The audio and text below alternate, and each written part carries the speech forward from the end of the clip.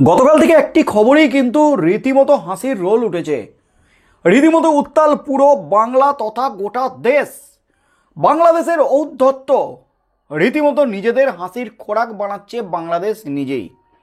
কারণ যে দাবিটা করা হয়েছে প্রাক্তন সেনাপ্রধানের তরফ থেকে, বাংলাদেশ এখন বিরাট শক্তিশালী, বাংলাদেশের সেনারা আর আগেকার মতো নেই, ভারতের থেকে অনেক শক্তিধর এবং 4 দিনের মধ্যে কলকাতাকে দখল করে নেবে বাংলাদেশ। এমনকি গোটা উত্তর পূর্ব ভারত, বাংলা, বিহার, উড়িষ্যা, আসাম সমস্ত এরিয়াটা বাংলাদেশ দখল করে পুরো মানচিত্রটাই বদলে দেবে। ভারতের মানচিত্র থেকে মুছে যাবে এই রাজ্যগুলি, এগুলি বাংলাদেশের দখলে চলে যাবে। এমনই কিন্তু হুঁশিয়ারি দেওয়া হয়েছে, যার ফলে কিন্তু রীতিমতো এটা নিয়ে ঠাট্টা তামাশা ব্যঙ্গ বিদ্রুপ চলছে। বাংলাদেশকে কিন্তু রীতিমতো সোশ্যাল মিডিয়ায় পুরো ধুয়ে দিচ্ছেন নেটিজেনরা।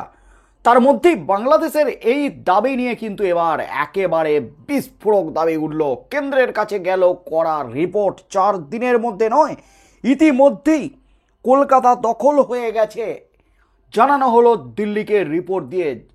এবার যা দাবি উঠল তাতেই কিন্তু রীতিমতো শোরগোল পড়ে গেল গোটা রাজ্য জুড়ে। হেসে উড়িয়ে দেবেন না, 4 দিন নয়, ইতিমধ্যেই কলকাতা দখল হয়ে গেছে। রিপোর্ট দিল্লিকে। 4 দিনের মধ্যে কলকাতা দখলের হুঁশিয়ারি দিয়েছেন বাংলাদেশের প্রাক্তন সেনাকর্মী। তাতে বাংলাদেশের বিষোদ্গার আরও প্রকট হয়ে উঠেছে। কিন্তু সেই বিষয়টাকে বিশেষ একটা আমল দেয়নি বাংলার শাসক বিরোধী কোনো পক্ষই।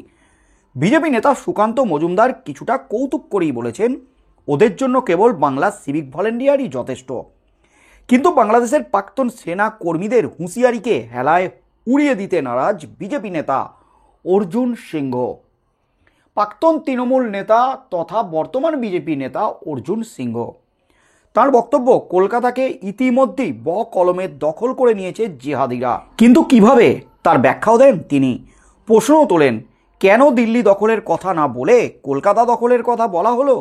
নিজের সামাজিক মাধ্যমে এই নিয়ে একটি বিস্ফোরক পোস্ট করেছেন অর্জুন সিং। অর্জুনের বক্তব্য, বাংলাদেশের প্রাক্তন সেনা কর্মীরা যে বলেছেন কলকাতাকে 4 দিনের মধ্যে দখল করবেন, এটাকে হাসিয়ে বা হেসে উড়িয়ে দেওয়ার মতো বিষয় নয়। বিগত 6-7 বছরে দেখবেন বাংলার পরিস্থিতি কি হয়েছে। বাংলার মুখ্যমন্ত্রী বিএসএফের বিরুদ্ধে কথা বলেন, তাদের উদ্দেশ্যে হতাশাজনক কথাবার্তা বলেন। 50 কিলোমিটার এরিয়া পর্যন্ত সমস্ত ব্যাপারে বিএসএফের হস্তক্ষেপের জন্য আইন পাস হয়েছে, অনুপ্রবেশকারী থেকে শুরু করে জঙ্গিদের ব্যাপারেও। অর্জুনের বিস্ফোরক দাবি, পশ্চিমবঙ্গের 9টি জেলা বাংলাদেশ সীমান্তের কাছে। 9টা জেলার ডেমোগ্রাফি বাংলাদেশের মুসলিমরা এসে পরিবর্তন করে দিয়েছে। মুসলমান মাফিয়ারা সেই জায়গাটা কুক্ষিগত করে নিয়েছে। মমতার বিএসএফ বিরোধিতার প্রসঙ্গ উত্থাপন করে অর্জুন বলেন, যখন একটা সরকার বিএসএফের বিরোধিতা করছে, বিএসএফ তখন ব্যাকফুটে চলে যাচ্ছে। জেহাদিরা একজন এমপিকে খুন করে দিচ্ছে, তার মানে জেহাদিদের আওতায় কিন্তু কলকাতা মোটামুটি চলে গেছে। 1971 সালের ভারতের হামলার আগে 6 মাস মুক্তিবাহিনী লড়াই করেছিল। মুক্তিবাহিনীর রূপ পরিবর্তন হয়েছে জেহাদি, তারাই বাংলায় ঢুকে আস্তে আস্তে কলকাতার চেহারা বদলেছে। রাজ্য পুলিশকে বলে দেওয়া হয়েছে টুপি থাকলেই তাদের কিছু বলা যাবে না। অর্জুন সাফ বলেছেন, দিল্লি দখল না করে কেবল কলকাতা দখলের কথা কেন বলছে, কারণ জিহাদিরা কলমে কলকাতা দখল নিয়ে নিয়েছে।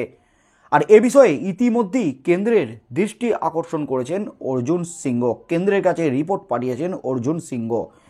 অর্থাৎ যখন বাংলাদেশের সেনাপ্রধানদের এই দাবি নিয়ে হেসে উড়িয়ে দিচ্ছেন সমস্ত পক্ষ, শাসক বিরোধী সব পক্ষই, তৃণমূল কংগ্রেস থেকে শুরু করে বিজেপি সমস্ত পক্ষই হেসে উড়িয়ে দিচ্ছেন। কারণ বাংলাদেশের মতো একটা দেশ তারা হুঙ্কার দিচ্ছে কাকে না, ভারতবর্ষকে, ভারতের মতো একটা বড় দেশকে। বাংলাদেশের দেশটা এতটাই ছোট যে ভারতের এমন রাজ্য আছে যা বাংলাদেশের থেকেও বড়। সেই রকম একটা দেশ ভারতকে হুঁশিয়ারি দিচ্ছে। এ ব্যাপারে সুকান্ত মজুমদার যে বিস্ফোরক দাবি করেছেন যে রাজ্যের সিভিক ভলেন্টিয়াররাই ওদের সেনাবাহিনীর জন্য যথেষ্ট। আর তার মধ্যে কিন্তু এবার অর্জুন সিংহ বাংলাদেশের এই দাবি নিয়ে একেবারে বিস্ফোরক দাবি করলেন। সরাসরি মুখ্যমন্ত্রী মমতা ব্যানার্জিকে আক্রমণ শানালেন, নিশানা করলেন অর্জুন সিংহ, যে ইতিমধ্যেই কলকাতা দখল হয়ে গেছে জেহাদিদের। বিগত 6-7 বছর ধরে দেখবেন বাংলায় পরিস্থিতি কি আছে।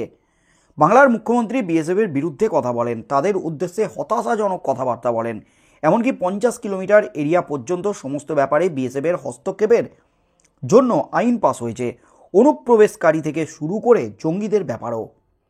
অর্জুনের যে বিস্ফোরক দাবি এবং মুখ্যমন্ত্রী মমতা ব্যানার্জিকে চরম আক্রমণ শানালেন অর্জুন সিংহ বাংলাদেশের এই দাবি নিয়ে। পশ্চিমবঙ্গের 9টি জেলা বাংলাদেশ সীমান্তের কাছে, 9টা জেলার ডেমোগ্রাফি বাংলাদেশের মুসলিমরা এসে পরিবর্তন করে দিয়েছে। সেই মাফিয়ারা সেই জায়গাটা কুক্ষিগত করে নিয়েছে। আর মমতার বিএসএফ বিরোধিতার প্রসঙ্গ উত্থাপন করে অর্জুন বলেন, যখন একটা সরকার বিএসএফের বিরোধিতা করছে, বিএসএফ তখন ব্যাকফুটে চলে যাচ্ছে। এমনকি জিহাদিরা একজন এমপিকে পর্যন্ত খুন করে দিচ্ছে।